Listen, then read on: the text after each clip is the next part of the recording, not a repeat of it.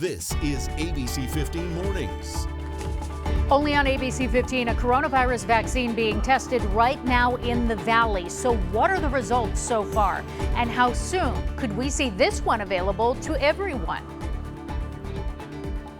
And you've got just a few days left and it's time to vote. We have all the information that you need this morning when it comes to locations, mistakes made on your ballot, and what to expect in person on Election Day. And of course, this final day of October, we want to wish you and your families a happy and safe Halloween. Some kids already out with the new version of trunk or treating last night in Phoenix, so we're going to hear from them and also from Valley parents on how they're adjusting this holiday to celebrate safely.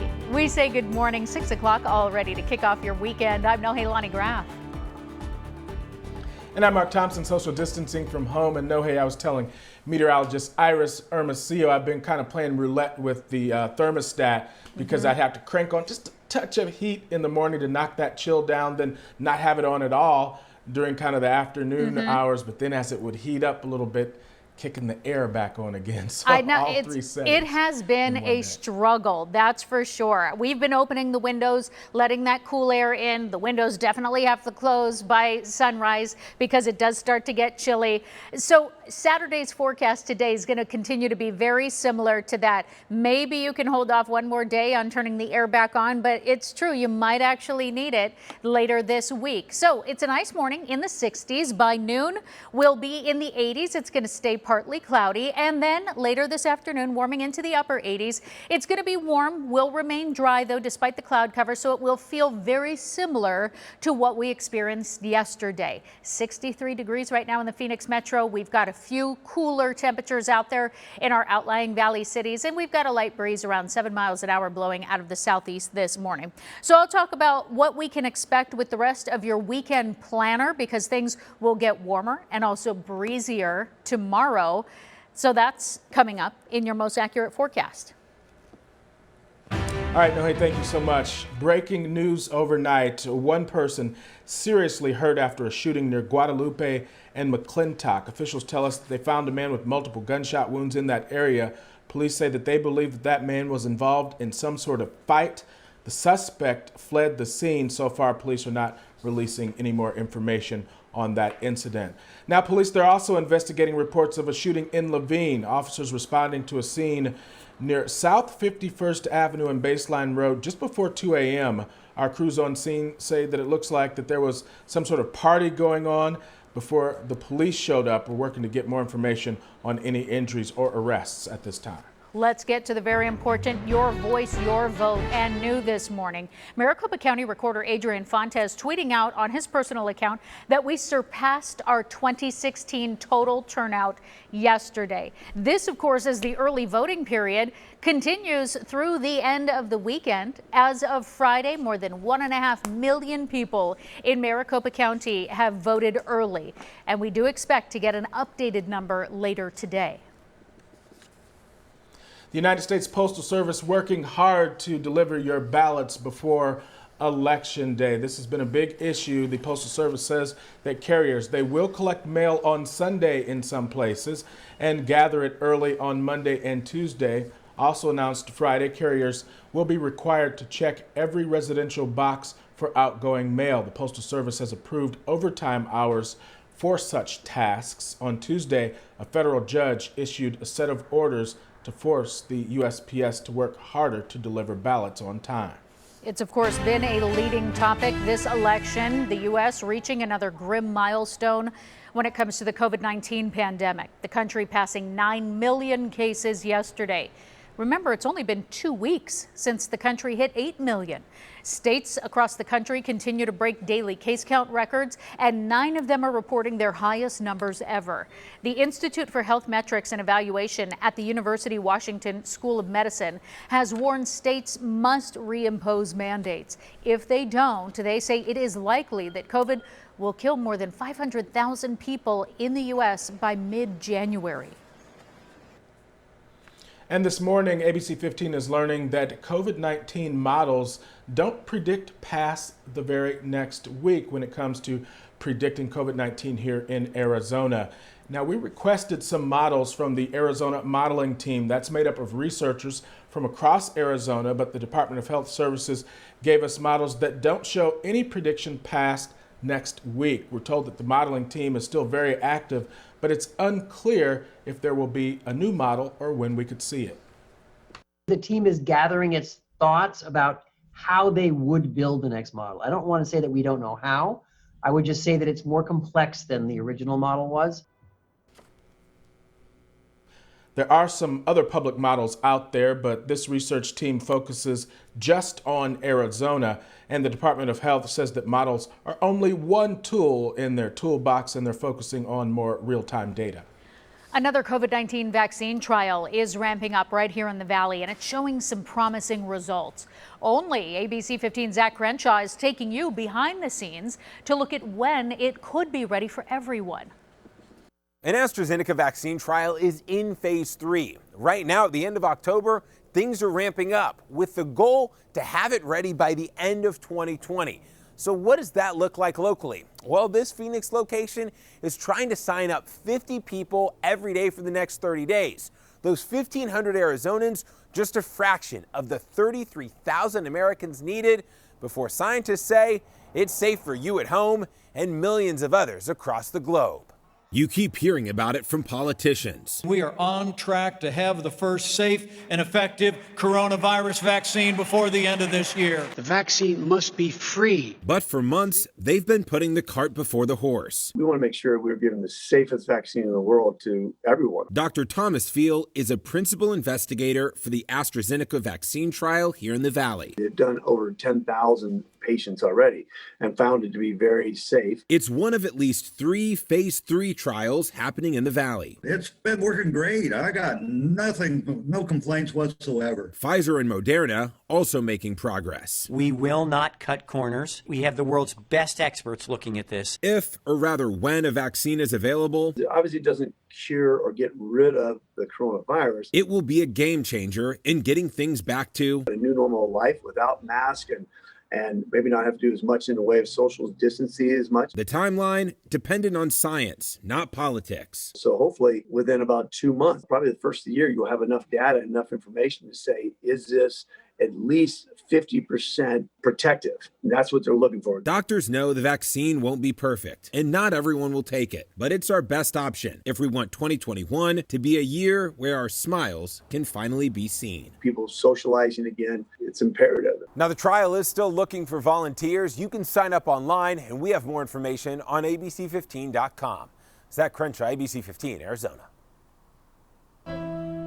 Zach, thanks for that interesting look. Now we want to turn our attention to coronavirus and schools. Arizona agencies not on the same page when it comes to COVID-19 guidelines. But this morning, all sides say they are moving forward together. Superintendent Kathy Hoffman and State Health Director Kara Christ releasing a joint statement saying there was a communication breakdown that left the public confused and uninformed. But yesterday, the Department of Health Services made some clarifications to help clear this up. All of this stems from our discovery on Tuesday that the state quietly made adjustments to school guidelines, essentially loosening the metrics despite a recent rise in COVID-19 cases.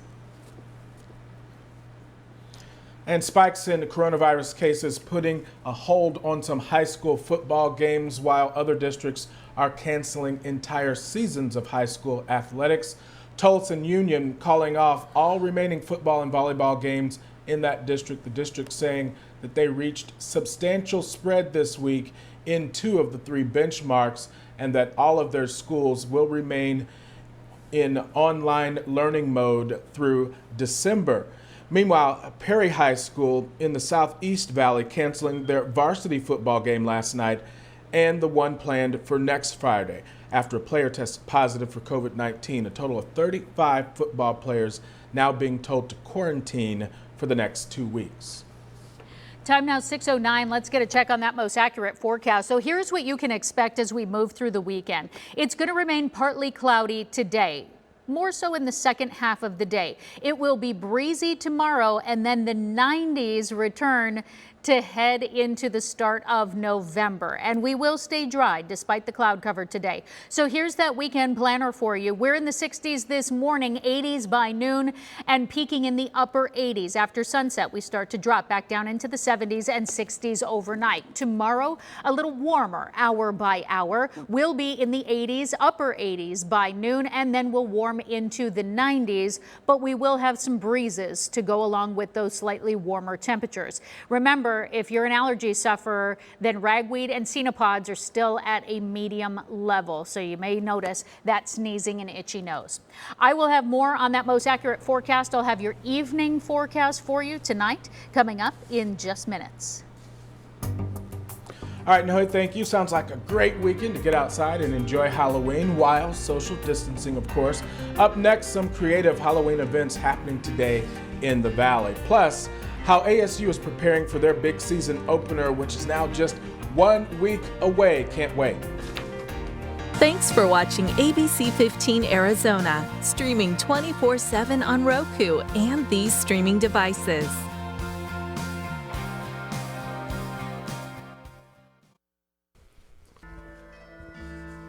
Witches and Warlocks are celebrating this Halloween on Tempe Town Lake this weekend. Check this out, the annual paddleboarding event, Witches Regatta, bringing a small group together to trade in their broomsticks for paddles to glide through the water. Well, happy today. Tons of events are going on to help you celebrate Halloween while remaining safe at the same time. Check out some of these. The Coyotes, they're hosting a trick-or-treat drive-through at Gila River Arena. And you can take the family to your local bashes. They'll have trick-or-treat stations set up throughout the store. And kids in costume get free admission to the Wildlife World Zoo. That's pretty cool. So there are plenty of ways that you can celebrate safely and still social distance while the kiddos get to enjoy the costume. So let me tell you what the weather's going to look like if you're going to any of those community events today. Right now, clouds and radar are showing us that we do have clouds sitting across the valley, stretching on up through Black Canyon City. This is just some scud on the radar right there. That's not rain right now. So we're staying dry here in the valley, but we're getting very cold in the high country to start off the morning. Frigid temperatures in Flagstaff and the Grand Canyon. We're down into the 20s this morning. It's also 28 degrees in Heber, 30s in Show Low, 40s in Safford. We're also seeing 40s in Prescott and Payson this morning.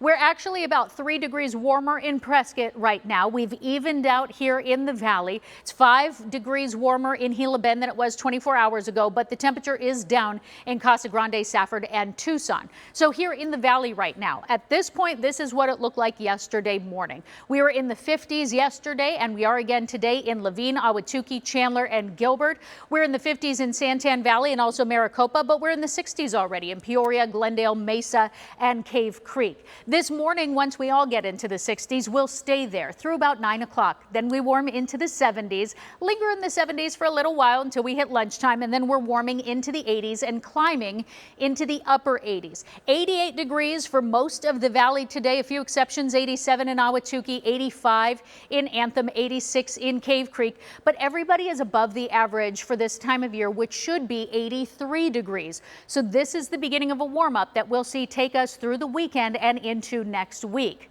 To our south, highs in the upper 80s today in Casa Grande, Tucson, and Gila Bend, likely to hit 90 in Yuma and Lake Havasu City, could come close to that in Bullhead City. Staying in the 70s up in the Verde Valley area, although pushing closer to 80 if you're in Sedona. And north of the rim, lots of 60s from Flagstaff through Heber and even in Show Low. Overnight, our temperatures take a dip here in the valley. We'll be in the 60s, and we'll get there pretty quickly, not long after sunset. So keep that in mind if you're celebrating with your family or checking out the full moon in the backyard this evening. Then you're probably going to want a little blanket or a sweater as you step outside. Up to our north tonight, we're going to drop back below freezing in Flagstaff, in the 30s again in Show Low, in the 20s in Window Rock. So it's a cold night ahead once again up in the high country. And that begins the start of some breezes that mostly will pick up on Sunday. Today, we'll see some winds around 20 miles an hour in the Colorado River Valley area, Bullhead City, and 10-mile-an-hour winds up in Flagstaff. Then we see breezier conditions in the Verde Valley, around 10 miles an hour overnight. Here in the valley tomorrow at noon, that's when our winds start picking up, and across southeastern Arizona, 10 to 20-mile-an-hour winds for your Sunday and carrying into Monday. Our temperatures also, as we step into the start of November, definitely going about 10 degrees above the average. We'll be in the mid-90s Sunday and Monday, so the 90s make their return. We're also staying dry for the next several days. By Tuesday, Election Day, we'll be down into the low 90s, so it still will feel like a typical Arizona fall, just a little bit warmer. And our overnight lows will bring us just a little bit of relief, not quite so chilly in the morning. Comfortable and cool, though. I'll have the rest of that 7-day forecast and show you if we escape the 90s at all in this first week of November as we look ahead, coming up just a little bit later this morning, Mark. All right, no, hey, thank you. We are just 1 week away from the Pac-12 season opener, and the Sun Devils, they're ramping up for their big showdown at USC. The big game could have a major impact on ASU's divisional standings right off the bat. We're ready to play ball. I think our guys are excited, they're fired up. You couldn't ask for nothing better to kick off our college football season. Yeah, a little late to the party. Meanwhile, the Big Ten heads into week 2 today, and this could shake up the conference playoff picture. Ohio State traveling to Penn State. You can watch that game right here on ABC 15. That's at 4:30, followed by Sports Extra.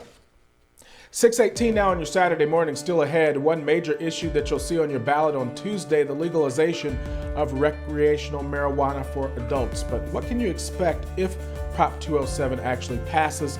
A look at how other states handled that process. Plus, not sure where to drop off your ballot this week. Everything that you need to know to make sure that your voice and your vote is counted. We'll have that right after the break.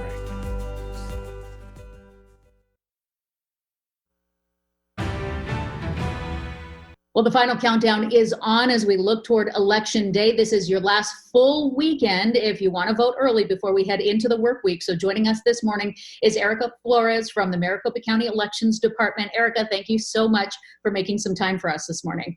Thank you for having me. So as we look ahead to this weekend, what are your options Saturday through Sunday to go and drop off your ballot early?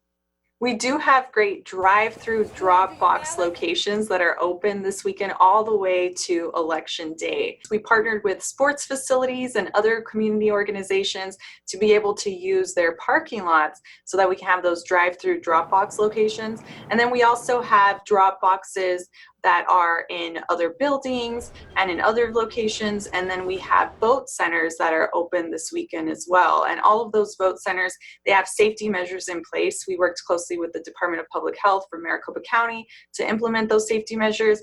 Poll workers are wearing face shields, masks, gloves, offering gloves and masks to the voter when the voter walks in, if they forget their mask at home, disinfecting the vote centers throughout the day, and then disinfecting the pens after each use as well.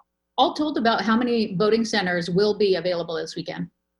So we have nearly 100 vote centers, and then on Sunday, 20 vote centers around there will be open, and then Monday, 150, and then on Election Day, 175 vote centers will be open. Wow, that's excellent. So let's say this weekend you're filling out your ballot and you're going to bring it in person and you do something wrong. You mess up, you spill your coffee on it, you tear it. What are you supposed to do? So if you need a replacement ballot at this point, you will need to go to one of the vote centers. And once you go in there, you just show your ID, and then a poll worker will check you in and be able to print you a new ballot. And then as soon as you cast your vote, then the ballot that you had at home, that one will be voided. Our system will be able to see that we did issue you a ballot, but as long as we did not already receive it, then you should be fine, and we'll just be able to void it on the back end. if you're waiting until election day, what do you need to bring with you? In addition to a mask, which you mentioned that you'll have replacements, what do you need to have in order to vote on that day if you did not request an early ballot and you're going to fill it out there on site? Make sure you bring an ID with you. The easiest ID to have is your driver's license, as long as you have a correct address, a current address on there. And if you don't, you can bring your driver's license, and then you can also download your voter registration ID from your phone on beballotready.vote and just pull that up to show your current address, and then show your driver's license with your photo ID. And then if you have a different type of ID, you can go to getid.maricopa.vote, and then you'll see a full list of other options that you should bring. Based on the returns that you've seen heading into the weekend, and then what is still out there as far as registered voters, do you have an estimate of about how many people you expect to vote on election day? So it's really hard to tell how many people will show up on election day, because we have had record turnout so far, and it just depends on how many people show up on the weekend, and then how many people want to wait until election day to vote. Do you have any spots that you have identified already on election day that you know will be a heavier volume just based on years past? Well, we do anticipate that most of our locations will be busy on election day, just because of all of that record turnout we've seen so far. So we do encourage voters to go to locations.maricopa.vote, and they'll be able to see the wait times on there, how many people are in line, so that they can plan ahead before they get out the door. If you have your early ballot and you still need to turn it in, remember the day to mail it back has already passed. So make sure you sign that green affidavit envelope, put your phone number, and drop it off at any of our drive-through locations, drive-through drop-box locations, or our drop-box locations, or vote centers, and you will be able to turn that in there. Yeah, we want everyone to have their voice heard in this very important election. Erica Flores from the Elections Department of Maricopa County, thank you so much for your time and for these final reminders. And with the election approaching, we want you to know that we will have live continuous coverage starting at 4:30 in the morning. That is November 3rd, Election Day, and we'll be live at the local polling locations, and we'll be breaking down all the numbers, making sure that we keep our promise to you. Your voice, your vote, and it's never been more important than now. ABC15 has been talking to voters, embedding in the campaigns, and leaning on experts. In-depth insight, real-time reaction, and above all, facts and accuracy as we bring you the results. Join ABC15 Arizona, your home for election coverage.